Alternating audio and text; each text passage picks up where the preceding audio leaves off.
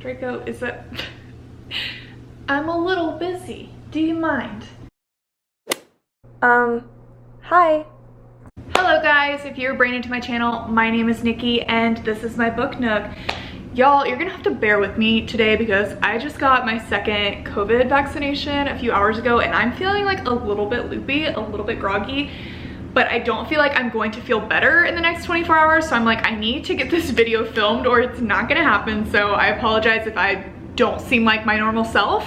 But yeah, today we are talking about all the books that I read in August. August was a really solid reading month for me. I feel like the month just flew by. I mean, as Taylor Swift once said, August slipped away like a moment in time. Am I right? Anyways, yeah, as always, every one of these books that I'm going to talk about has its own dedicated video on my channel where I fully review it. If it's not up yet, it'll be up in the next few days as I'm kind of catching up. I was reading at a normal pace throughout the month, but then the last week I just like went crazy. So yeah, the videos are like a hair behind, but I promise they'll be up over the next week. But yeah, let's just talk about these books. So the first book that I read this month was Love and Other Words by Christina.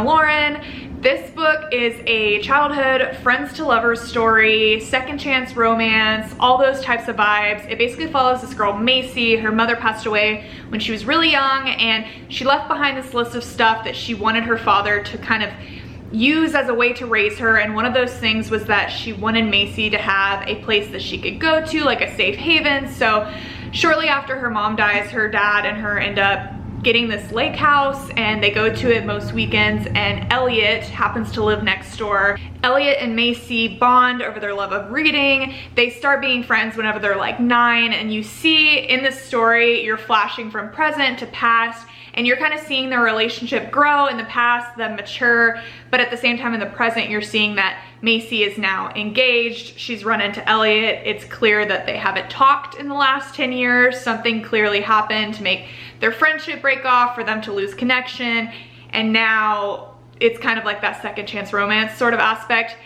I loved this book so much until I didn't. I talk about this in my review, but this book was so like beautifully written. I really loved the flashing from past to present, and I really fell in love with Elliot in so many ways. But for me, like whenever the twist of this was revealed, the kind of like reveal happened of why they've stopped talking, it totally ruined this book for me and I was so disappointed. I gave it 2.5 stars, but I would still recommend it. I think that like maybe the subject matter for me, what happened, it just was a deal breaker for me, but other people seem to seriously love this book, so I would recommend it. But for me personally, it made me unhappy. So I gave it 2.5 stars, but yeah, totally gonna check out other books by Christina because I loved the writing, everything else about it. Just this particular story, I think, wasn't for me. So the next 2 books I read this month were The Spanish Love Deception by Elena Armas and The Hating Game by Sally Thorne. The reason I'm talking about these together is because I actually did a reading vlog on both of these books at the same time, comparing them, because they're both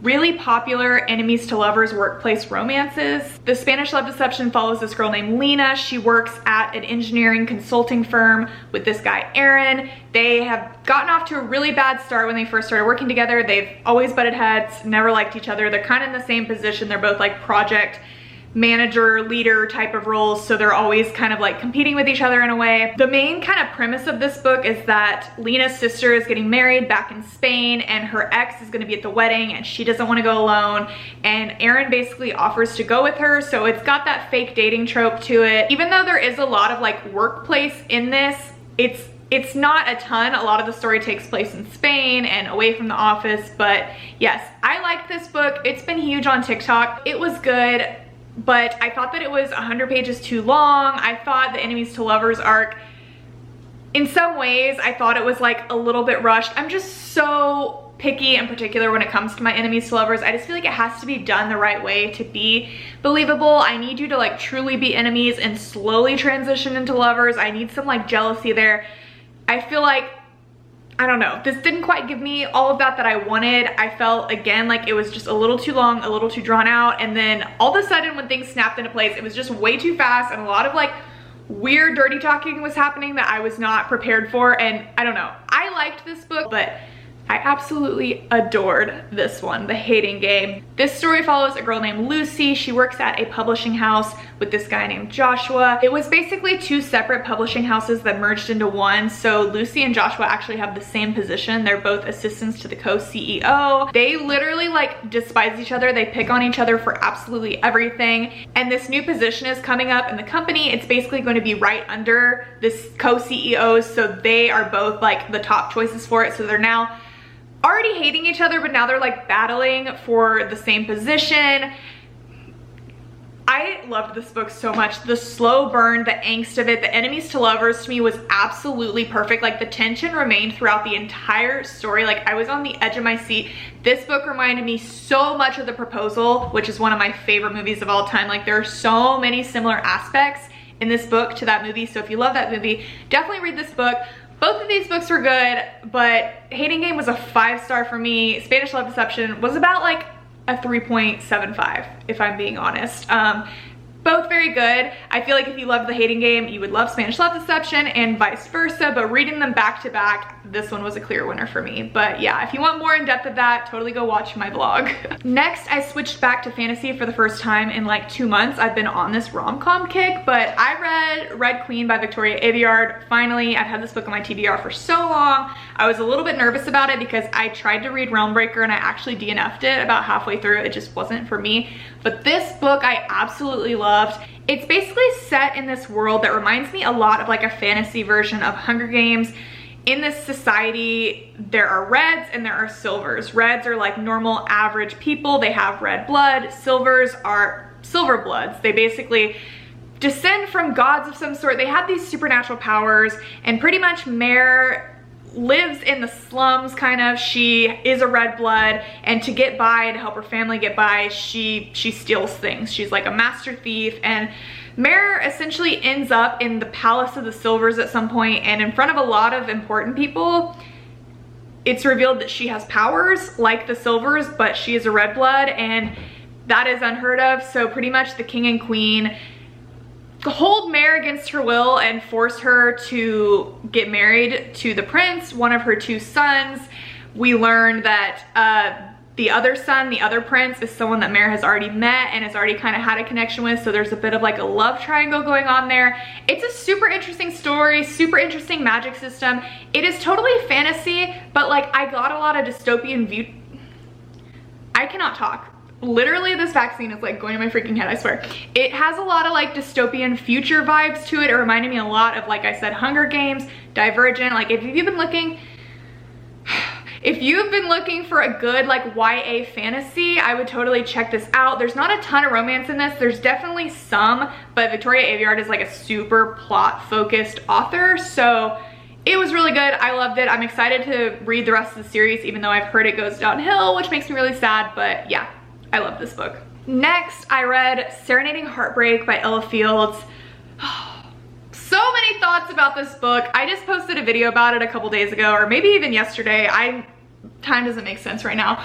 But this story follows a girl named Stevie. She comes from a family of musicians. She's the only one that doesn't have a musical bone in her body, but her brother Hendrix, they're both named after rock stars, he is really talented when it comes to music, guitar, singing, all of that. And basically the book starts out whenever Stevie is in high school. She's a young teenager, and this boy moves in next door. His name is Everett, and Everett and Hendrix quickly become friends. They bond over their love of music, and they basically start a band together. Stevie is really enamored with Everett from the beginning, but he is her older brother's best friend. It's not gonna happen.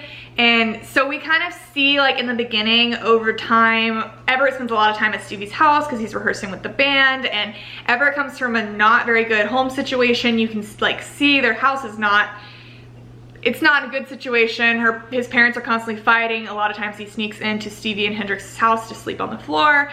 And so we see Stevie and Everett's relationship kind of build over time, and it finally kind of like comes to a head right at the same time that all the boys in the band are graduating from high school, and they're deciding they're going to go on tour and try to really make something of the band. So their relationship is kind of put on hold. It's not even really a relationship. It's just barely, you know, an admission of feelings sort of thing, a few stolen moments, but nobody knows anything about them.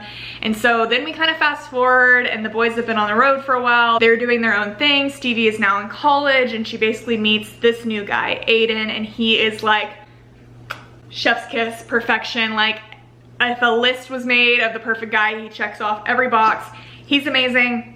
They quickly fall for each other, but she simply like can't shake Everett. She can't shake that first love sort of feeling.